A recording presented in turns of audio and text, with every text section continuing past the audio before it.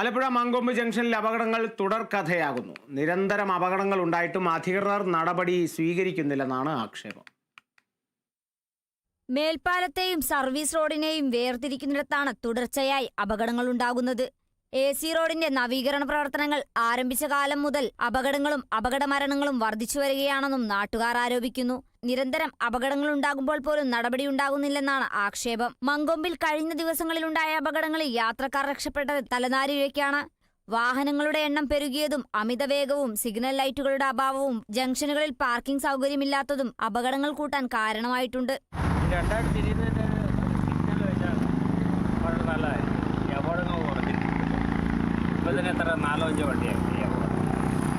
വിഷയത്തിൽ പൊതുമരാമത്ത് വകുപ്പ് മന്ത്രിക്ക് നിവേദനം സമർപ്പിച്ചുവെങ്കിലും യാതൊരു നടപടിയും ഉണ്ടായിട്ടില്ലെന്നും നാട്ടുകാർ ആരോപിക്കുന്നു. മാർച്ച് മാസം 20-ാം തീയതി ഇതേ രീതിയിലൊരു അപകടം ഉണ്ടായി.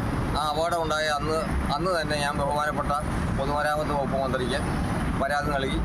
ആ പരാതിയുടെ അടിസ്ഥാനത്തിൽ അന്വേഷണം നടത്തണമെന്ന് ആവശ്യപ്പെട്ടിരുന്നു മന്ത്രി ഓഫീസിൽ. പക്ഷേ യാതൊരുവിധ അന്വേഷണം ഇവിടെ ഉണ്ടായിട്ടില്ല.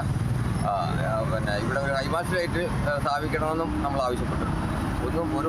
ഒരുവിധ നടപടികളും ഉണ്ടായിട്ടുണ്ട്.